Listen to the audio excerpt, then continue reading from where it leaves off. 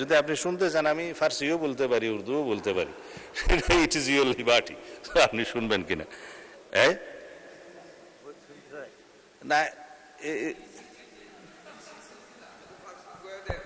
For your knowledge, আমার হিন্দিতেও diploma আছে, উর্দুতেও ডিপ্লোমা আছে, ফার্সিও কুচকুচ জানে, আরবিও কুচকুচ। মাননীয় বিরোধী দলীয় নেতা হিসেবে আজকে বক্তব্য না রেখে একজন জাতীয় নেতা হিসেবে বক্তব্য রেখেছে।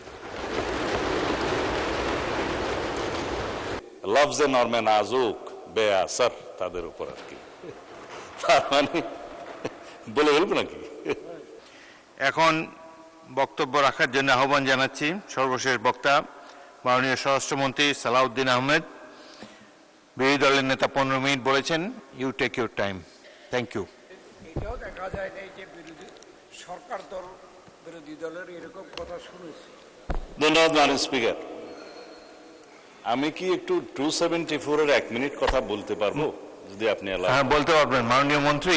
জি, সর্বশেষে উনি একটি প্রস্তাব দিয়েছেন, সংসদীয় টাস্ক ফোর্স গঠনের কথা বলেছেন, সে ব্যাপারে ইচ্ছা করলে আপনি রেসপন্ড করতে পারেন। আমি লিখে রেখেছি টাস্ক ফোর্স, ওনার প্রত্যেকটা বক্তব্য আমি লিখে রেখেছি। তিনি বলেছেন তো যে হৃদয়ের কথা বলিতে ব্যাকুল, আমরাও শুধু আইল না কেহ বলবো না, আমরাও শুনিতে চাইছি। মানে স্পিকার 274 হচ্ছে আমাদের মাননীয় সংসদ সদস্য নাজিবুর রহমান সাহেব। I appreciate his sense of humour. উনি বলেছেন যে স্বরাষ্ট্রমন্ত্রী এক ব্যক্তির গাড়িতে চড়ে সম্বর্ধনা নিয়েছেন। স্বরাষ্ট্রমন্ত্রী কোনো ব্যক্তির গাড়িতে চড়ে সম্বর্ধনা নেয়নি। মানে স্পিকার এটা একটু এক্সপান্স করুন। বিদেশ থেকে যখন এসছে আমি আমার গাড়িতে করে সম্বর্ধনা নিয়েছি। আমার 4টি গাড়ি আছে, আমার 4 জন ড্রাইভার আছে, খুব একটা গরিব মানুষ না। কক্সবাজার যখন আমি গিয়েছি লক্ষ লোকের সমাবেশ হয়েছিল, কোনো গাড়ি বিমানবন্দরে থামান ঢোকার সুযোগ হয়নি। অনেক লোকের মাইক্রোবাস জিপ টিপ ছিল, একটাতে উঠলাম, ওটাতে কেউ উঠতে দিল না মাইক্রোবাস, আরেকটাতে উঠলাম, আরেকটাতে 5 নম্বর গিয়ে বলে যে এটাতে উঠেন। পরে দেখা গেলো সেটা একটা কোনো ব্যক্তির নামে না, 17-18 বছর আগের গাড়ি, সেটা ট্রান্সফার হয়েছে যার নামে। সেই ব্যক্তি আমার এলাকায় বাড়ি, সে আগ্রহ করে বললো এখানে ওঠেন। ওখানে আমার উচ্ছেদে বহু দামি গাড়ি উপস্থিত ছিল কিন্তু পৌঁছাতে পারেনি। সেটা আমি জনগণের সামনে, দেশবাসীর সামনে তারপরেও দুঃখ প্রকাশ বলেছি এটা আমার ভুল হয়েছে যে আমি অন্য কোনো গাড়িতে উঠতে যেয়ে এই গাড়িতে আমার সমর্থকরা উঠিয়েছে এবং সেটা কোনো ব্যক্তির নামে গাড়ি না। তারপরেও যদি এটা ভুল হয়ে থাকে আমি জাতির সামনে দুঃখ প্রকাশ করেছিলাম, কিন্তু সেটা ক্লিয়ার হয়ে গেছে ওই সময়। সেটা একটা পুরাতন ইস্যু এবং সেটা আমার মনে হয় মাননীয় স্পিকার আপনি এক্সপান্স করতে পারেন, এটা আমার অনুরোধ। তবে তার সেন্স অফ হিউমারকে আমি আগামীবারও স্বাগত জানাবো। এভাবেই পার্লামেন্টে উইট করা দরকার। মাননীয় বিরোধী দলের নেতা বসে চলে গেলেন কেন জানি না, ওনার উদ্দেশ্যে অনেক কথা বলার ছিল। এখন আচ্ছা হয়তো আসছে স্যার, ধন্যবাদ। আমি আজকের পার্লামেন্টে দাঁড়িয়ে চিন্তা করছি এইরকম একটা পার্লামেন্ট দেখার জন্য সারা জাতি অপেক্ষা করছে কিনা। মানে স্পিকার, তিনি আজকে যে প্রস্তাবটা নিয়ে এসছেন পার্লামেন্টকে ভাইব্রেন্ট করেছেন, তার এই ভাইব্রেন্ট প্রপোজালের জন্য তাকে প্রথমে আমি ধন্যবাদ জানাই। তিনি হৃদয়ের কথা বলিতে চাহিয়েছেন, সারা জাতি শুনিতে চাইতেছে, আমরাও। তিনি মাননীয় বিরোধী দলীয় নেতা হিসেবে আজকে বক্তব্য না রেখে একজন জাতীয় নেতা হিসেবে বক্তব্য রেখেছেন। তাই বলে কালকেরটা ভুলে যাবেন না, আমি আস্তে আস্তে বলব। মাননীয় স্পিকার, আমাদের যেমন মাননীয় সদস্য মনিরুল হক চৌধুরী বক্তৃতা দিলে গোল কোন দিকে দিবে বোঝা যায় না। কিছুক্ষণ ওই দিকে গোল দিল তো কিছুক্ষণ আবার আমাদের দিকে দিল। তা আমি অবশ্য আজকে কোনো দিকে গোল দিতে চাই না। আমরা শ্রমবাজার শুরু করতে দেখেছি শহীদ রাষ্ট্রপতি জিয়াউর রহমানকে। সেটা আজকে বাড়তে বাড়তে সারা দুনিয়ায় বিস্তৃত হয়েছে। তার এই দূরদৃষ্টি আমাদের জাতিকে রেমিটেন্সে সমৃদ্ধ করেছে। মাননীয় বিরোধী দলীয় নেতা বলেছেন তাদেরকে আমরা রেমিটেন্স যোদ্ধা বলি, তারা যেন বীরের মর্যাদা পায়। অবশ্যই আমরা এখানে আলোচনা করে এই প্রবাসী রেমিটেন্স যোদ্ধাদেরকে বীরের মর্যাদা দিতে পারি। তারা ফ্যাসিবাদ বিরোধী আন্দোলনে সংগ্রাম করতে যে বিদেশে জানে যেখানে রাজতন্ত্র আছে সেই জায়গাতে আন্দোলন করা মানা, তারপর তারা দেশপ্রেমের বহিঃপ্রকাশ ঘটিয়ে যাবজ্জীবন জেলের মতো নির্দেশ পেয়েছে। কেয়ারটেকার গভর্নমেন্টের সময় উদ্যোগ নিয়ে রাষ্ট্রীয়ভাবে তাদের অনেককে ফেরত আনতে পেরেছেন। আরো কিছু বাকি ছিল, পরে আমরা চেষ্টা করে বাকিদেরও এনেছি।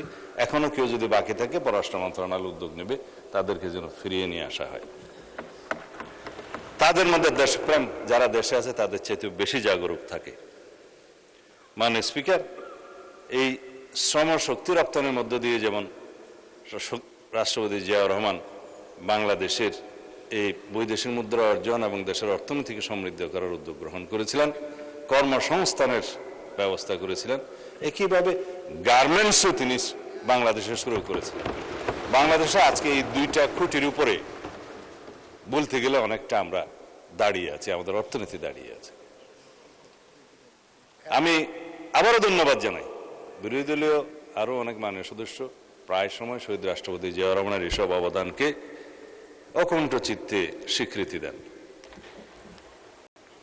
আমরা শ্রমবাজারের জন্য একটা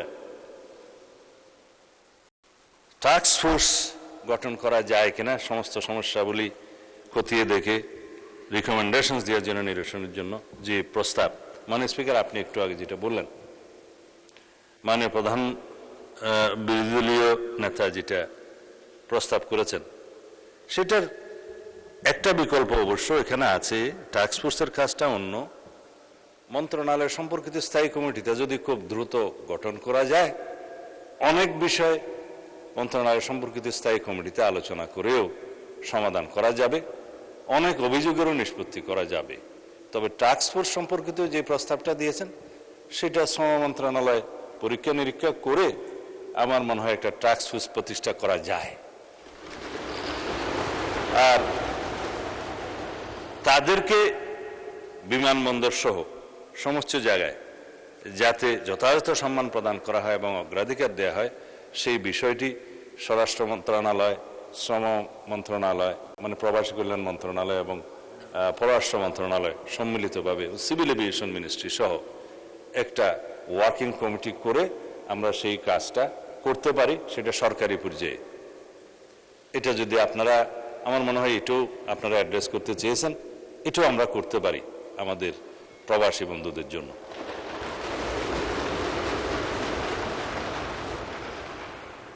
আমরা আসলে today I am here to praise the opposition, not to worry them like before. আমাদের মালয়েশিয়া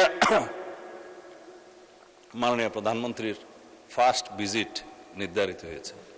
তার মানে এই না যে মানে মালয়েশিয়া ফার্স্ট, এটার গুরুত্ব তিনি দিয়েছেন। মালয়েশিয়ার শ্রমবাজার উন্মুক্ত করার জন্য আমাদের 2 জন মন্ত্রী এবং উপদেষ্টাকে মালয়েশিয়া পাঠিয়েছিলেন। সরকারের উচ্চ পর্যায়ে তাদের সাথে আলাপ আলোচনা হয়েছে যে কিভাবে শ্রমবাজার উন্মুক্ত করা যায়, আরো বেশি শ্রমশক্তি বাংলাদেশ থেকে প্রেরণ করা যায়। তিনি এই বিষয়টায় খুবই মনোযোগ দিয়েছেন মাননীয় প্রধানমন্ত্রী। অবশেষে তাদের আমন্ত্রণে, মালয়েশিয়া সরকারের আমন্ত্রণে তিনি প্রথম মালয়েশিয়া যাচ্ছেন। উদ্দেশ্য অনেকগুলোর মধ্যে এটা প্রধানতম। ফ্যাসিবাদী সরকারের সময় মাননীয় স্পিকার অনেকে এটাকে বহুল আলোচিতভাবে আদম ব্যবসা হিসেবে পরিচিত করে, শব্দ দুটো সম্মানিত নয় সেজন্য আমি এখানে ব্যবহার করতে চাই না, কলঙ্কিত করেছে। অনেক ক্ষেত্রে মানব পাচারও করেছে, অনেক ক্ষেত্রে অর্থ পাচার করেছে। যারা জড়িত এই সমস্ত কর্মকাণ্ডে তাদের 100 জনের বিরুদ্ধে কয়েকদিন আগে একটি মামলায় চার্জশিট প্রদান করা হয়েছে মাননীয় স্পিকার। এগুলো গৃহীত ব্যবস্থা। আর বিরোধী দলের গঠনমূলক আলোচনার মধ্য দিয়ে যে প্রসঙ্গগুলো উঠে এসছে, এবং যে নোটিশটা মাননীয় বিরোধী দলীয় নেতা আজকে দিয়েছেন তার মধ্যে যে প্রস্তাবগুলো আছে সেই প্রস্তাবের প্রেক্ষিতে দুইটা মন্ত্রণালয়ের পক্ষ থেকে দুইজন মাননীয় প্রতিমন্ত্রী এর লিখিত জবাব দিয়েছেন। বিষয়টার সাথে স্বরাষ্ট্র মন্ত্রণালয়েরও কিঞ্চিত বিষয় জড়িত আছে। তা আমাকেও একটা কাগজ মন্ত্রণালয় থেকে রেডি করে দেয়া হয়েছে। তার মধ্যে কয়েকটা বিষয় মাননীয় বিরোধী দলীয় নেতা যেটা জানতে চেয়েছেন তার একটা জবাব আছে। তা আমি 1-2টা প্যারাগ্রাফ বোধহয় পড়লে ভালো হবে।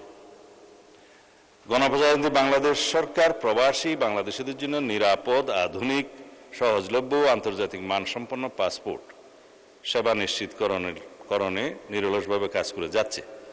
এই লক্ষ্যে পর্যায়ক্রমে মেশিন রিডেবল পাসপোর্ট MRP এর পরিবর্তে আধুনিক পাসপোর্ট কার্যক্রম বাস্তবায়ন করা হয়েছে।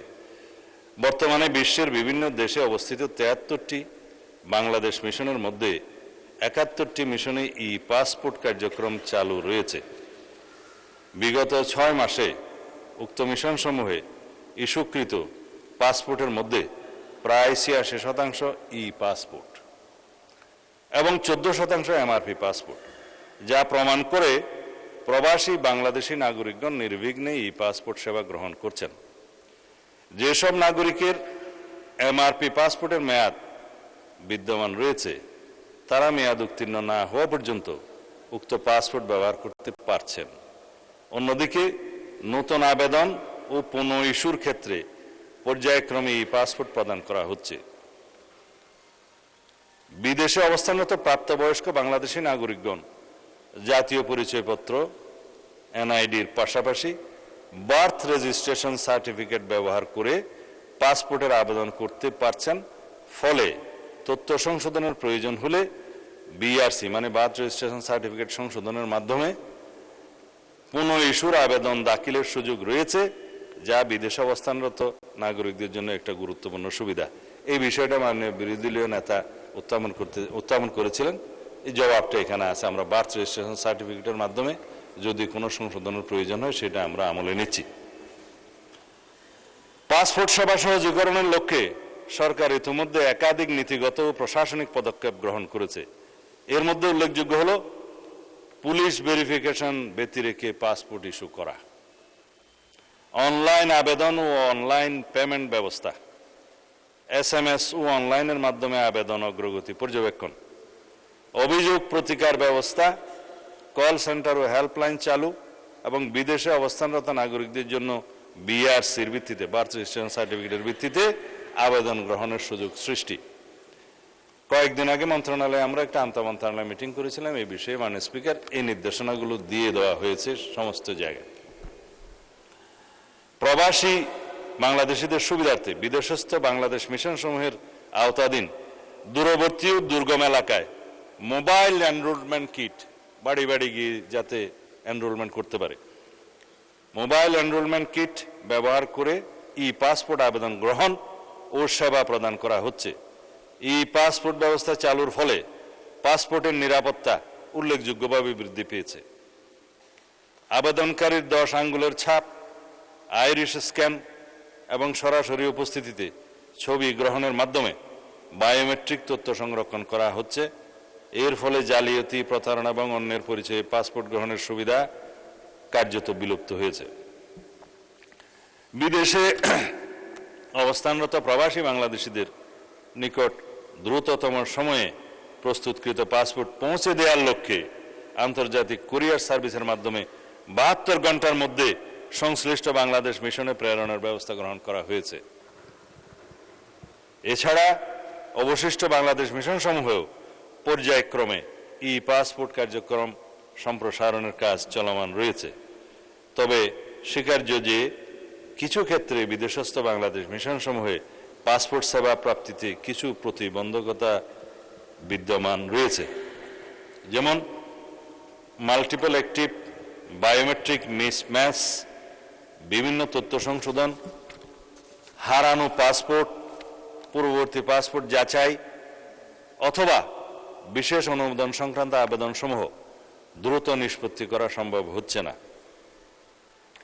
অনেক ক্ষেত্রে প্রয়োজনীয় ডকুমেন্ট যথাসময়ে সিস্টেমে আপলোড না করা সমস্যার প্রকৃতি যথাযথভাবে অনুধাবন করতে না পারা অথবা পাসপোর্ট অধিদপ্তর সংশ্লিষ্ট দপ্তরের সাথে সময় মতো সমন্বয় না হওয়ার কারণে আবেদনকারীদের দীর্ঘদিন অপেক্ষা করতে হচ্ছে। আবেদনকারীদের যথাযথ দিক নির্দেশনা প্রদানের ক্ষেত্রেও সীমাবদ্ধতা পরিলক্ষিত হয়। প্রয়োজনীয় কাগজপত্র, আবেদন প্রক্রিয়া বা সমস্যা সমাধানের বিষয়ে সুস্পষ্ট ধারণা না থাকায় অনেক প্রবাসী নাগরিককে একাধিকবার দূতাবাস বা পাসপোর্ট সেন্টারে যেতে হচ্ছে। ফলে তাদের অতিরিক্ত সময়, অর্থ ও শ্রম ব্যয় হচ্ছে এবং অনেক ক্ষেত্রে কর্মঘণ্টা নষ্ট হওয়ায় আর্থিক ক্ষতিরও সম্মুখীন হতে হচ্ছে। কিছু দেশে আউটসোর্সিং প্রতিষ্ঠানের মাধ্যমে এই পাসপোর্ট কার্যক্রম পরিচালনার ফলে অতিরিক্ত ভোগান্তি সৃষ্টি হচ্ছে। উদাহরণস্বরূপ মালয়েশিয়ার কুয়ালালামপুরে আবেদনকারীদের বায়োমেট্রিক কার্যক্রম সম্পন্ন করতে এক স্থানে এবং পাসপোর্ট গ্রহণ করতে অন্য স্থানে যেতে হয়। পরবর্তীতে পাসপোর্ট অ্যাক্টিভেশনের সময় পুনরায় আউটসোর্সিং প্রতিষ্ঠানে যেতে হয়। ফলে আবেদনকারীরা বাড়তি দুর্ভোগের সম্মুখীন হচ্ছেন, যার সমাধান হওয়া প্রয়োজন এবং এই বিষয়ে আমরা কাজ করছি। মাননীয় স্পিকার, উল্লেখ্য, প্রবাসী বাংলাদেশিদের কল্যাণ, সুরক্ষা এবং উন্নততর পাসপোর্ট সেবা নিশ্চিতকরণে সরকার সর্বোচ্চ অগ্রাধিকার দিয়ে কাজ করছে। ভবিষ্যতে এই কার্যক্রম অব্যাহত থাকবে। মাননীয় স্পিকার, বিরোধী দলীয় নেতা কয়েকটা স্পেসিফিক প্রস্তাব দিয়েছেন। যারা বিদেশে মৃত্যুবরণ করে প্রবাসীদের মধ্যে, তাদের লাশ যেন একদিনও সেখানে বেশি অবস্থান না করে। বাংলাদেশের দূতাবাস সমূহ যাতে তড়িৎ গতিতে সেই ব্যবস্থাটা গ্রহণ করে, পররাষ্ট্র মন্ত্রণালয় থেকে সেটা একদম স্ট্যান্ডিং অর্ডার দেয়া আছে এবং আমাদের নজরে যখন আসে, পত্রিকান্তর অথবা অন্য কোনোভাবে আসে, আমরা সেটা খুব দ্রুততম সময়ের মধ্যে সেটা অ্যাড্রেস করি। কিছুদিন আগে দেখেছেন আমাদের মাননীয় পররাষ্ট্র প্রতিমন্ত্রী সেরকম একটি লাশ গ্রহণ করতে এখানে এয়ারপোর্টে এসেছেন। এটা জাতীয়ভাবে সংবাদে দেখা গেছে। যে কোনো বিদেশি এই যে লিবিয়া এবং লিবিয়া হয়ে ইটালি যাওয়ার যে প্রবণতা লক্ষ্য করা গেছে, আমাদের কিছু কিছু দালালের খপ্পরে পড়ে কিছু কিছু ভাইয়েরা এই ভূমধ্য সাগর পাড়ি দিতে গিয়ে তারা খুব একটা বলতে গেলে যে অমানসিক বা মানবেতর ভাবে তারা বুটের মধ্যে থেকে খুব তারা মৃত্যুর শিকার হয়, মৃত্যুবরণ করেন, যেটা বর্ণনা করার মতো না ভাষায়। সেগুলো হয়েছে এবং এর সাথে একটা চক্র জড়িত। আমার এলাকাতেও এরকম দুই একটা ঘটনা উন্মোচিত হয়েছে। আমি তাদের বিরুদ্ধে ব্যবস্থা নিয়েছি এবং তাদেরকে ফিরিয়ে আনার ব্যবস্থা নিয়েছি পররাষ্ট্র মন্ত্রণালয়ের সহযোগিতায়। এখনো একজন আসতে পারেনি। মাননীয় স্পিকার, এগুলো বন্ধ করার জন্য এখানে আমাদের সমন্বিতভাবে চেষ্টা করতে হবে। বিদেশে আমাদের ভাবমূর্তি ক্ষুণ্ণ হচ্ছে এই কারণে। প্রবাসে যারা দক্ষ জনশক্তি রপ্তানির কথা বলছেন, এই বিষয়ে মাননীয় প্রধানমন্ত্রী দায়িত্ব গ্রহণের পর থেকেই, যেহেতু এটা আমাদের নির্বাচনী ইশতেহার এবং ৩১ দফাতে আমরা এটা অ্যাড্রেস করেছি,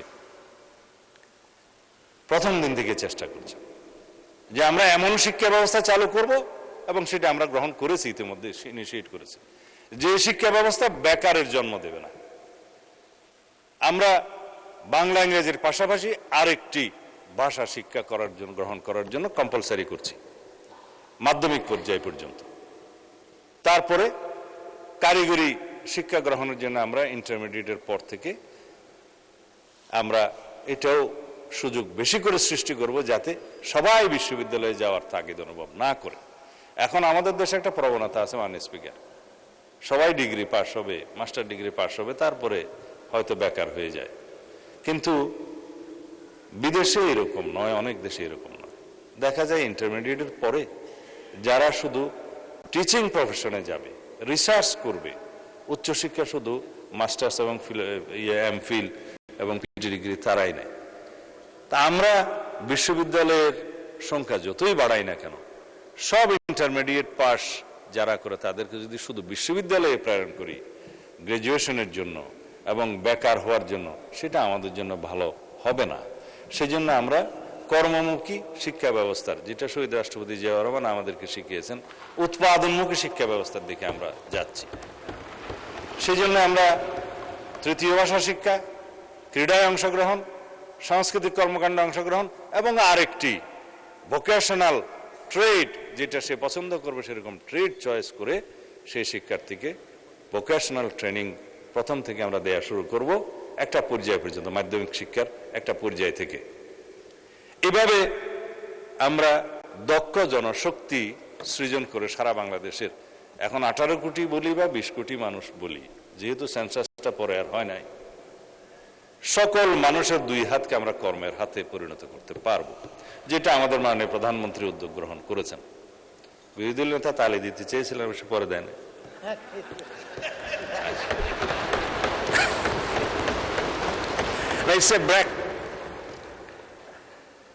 আমি বেশিক্ষণ সময় নেব না, যেহেতু এখন রাত্রে 9টা বাজে। আপনি যদিও স্বাধীনতা দিয়েছেন যে টেক ইউর টাইম, কিন্তু আমি কারো বিরতির উদ্রেক হতে চাই না। অলরেডি 9টা বেজে গেছে। মানে স্পিকার, এরকম একটা অ্যাটমসফিয়ারে মানে বিরোধী দলের নেতা বলছে এখানে আরবি ফার্সির বয়াত রুবাইয়াত এবং শের শায়রি বহুত হয়েছে। এটা কেন বলছেন আমি জানি না। যদি আপনি শুনতে চান আমি ফার্সিও বলতে পারি, উর্দুও বলতে পারি, সেটা ইট ইজ ইউর লিবার্টি। আপনি শুনবেন কিনা? না, ফর ইউর নলেজ, আমার হিন্দিতেও ডিপ্লোমা আছে, উর্দুতেও ডিপ্লোমা আছে, ফার্সিও কুচকুচ জানে, RBO Kuch Kuch. For your knowledge. Anyway, আপনারা এই সময়ে, এই রাত্রে 9টার সময় শের শায়রি নাই শুনলেই ভালো। তবে সব সময় তো একই মেজাজ থাকে না। আমার শের শুনে যদি আপনারা আবার বিগড়ে যান, সেই জন্য আমি বলতে চাই না। বলা হয় যে বাংলাতে বলে দিই আর কি, তা আপনারা না হলে আবার শেকায়ত করবেন যে ফুলের পাপড়ি দিয়ে যদি আপনি ইচ্ছা করেন হীরের কলিজাও কাটতে পারেন, কিন্তু যারা অবুঝ বান্দা হবে, কেউ যদি বুঝতে না চায়, আপনাদেরকে মিন করছি না, তাদেরকে বলে যে লফজে নরমে নাজুক বেআসর, তাদের উপর আর কি। তার মানে বলে বলবো নাকি? এটা হচ্ছে, যদি আমরা সবাই একসাথে থাকি তাহলে আমরা ফুলের পাপড়ি দিয়েও হীরের কলজা কাটতে পারবো ইনশাআল্লাহ। যদি আমরা ঐক্যবদ্ধ না থাকি তাহলে তলোয়ার দিয়েও আমরা ফুল কাটতে পারবো না বা তরমুজ কাটতে পারবো না। আমরা তরমুজের চরিত্র হচ্ছে বাহিরে সবুজ ভিতরে লাল, কিন্তু আমরা সবাই মিলে বাংলাদেশের পতাকার মতো সবুজ এবং লালের পতাকা উদ্যত হয়ে দিচ্ছে। এটাও একটা শের হয়ে যেতে পারতো, তা আপনারা যেহেতু শুনতে চাইলেন না সেই জন্য বললাম না আর কি। না না, এটা আমাদের একটা ফলপ্রসূ আলোচনার মধ্যে, আমি এর বেশি রসবোধ দিতে চাই না। তবে বাইরে যেটা হয় সেটা সম্পর্কে একটা বলা যায়, অবশ্যই এটা মির্জা গালিবের যে, মানে স্পিকার, আমরা এখানে সবাই এক, জাতির জন্য, জাতির কল্যাণে, দেশের কল্যাণে, জনগণের স্বার্থে আমরা এখানে সবাই মিলে আইন প্রণয়ন করি, সবাই মিলে গঠনমূলক আলোচনা করি। অনেক প্রস্তাব বিরোধী দলীয় নেতা দিয়েছেন, আমরা সেগুলো গ্রহণও করেছি। যৌথভাবে আমরা আলোচনার জন্য এই জ্বালানি মন্ত্রণালয়ের উপরে একটা কমিটি 50-50 করে মানে প্রধানমন্ত্রী বিরোধী দলীয় নেতার প্রস্তাবের প্রেক্ষিতে করে দিয়েছেন, রিপোর্টও পেশ হয়েছে পার্লামেন্টে। এইভাবে আমরা কাজ করছি, কিন্তু বাইরের আবহাওয়াটা কেমন যেন ভালো না। রাস্তায় গেলে সেটা ওনারা বলে যান, তো বলে বাজি চায় আতফল হে দুনিয়া মেরে আগে, তাই সব রোজ তামাশা মেরে আগে। ধন্যবাদ মনে হচ্ছে। ধন্যবাদ মাননীয় মন্ত্রী। মাননীয় সদস্যবৃন্দ, কার্যপ্রণালী বিধির 157 বিধিতে আলোচনার শেষে মূল প্রশ্ন সম্পর্কে সংসদের সিদ্ধান্ত নির্ধারণের জন্য ভোটে দেওয়ার বিষয় উল্লেখ রয়েছে, কিন্তু মাননীয় বিরোধী দলের নেতা বিষয়টির উপর সাধারণ আলোচনা চেয়েছেন এবং তার প্রস্তাবে সংসদের সিদ্ধান্ত গ্রহণের কোনো প্রশ্ন না থাকায় আমি প্রস্তাবটি ভোটে দিচ্ছি না। মাননীয় বিরোধী দলের নেতা কর্তৃক 147 বিধিতে আনীত প্রস্তাবের উপর সাধারণ আলোচনা এখানেই সমাপ্ত হলো। সারগর্ভ আলোচনার জন্য আপনাদের সবাইকে আন্তরিক ধন্যবাদ জানাচ্ছি। মাননীয় সদস্যবৃন্দ, সংসদের বৈঠক আগামীকাল হ্যাঁ,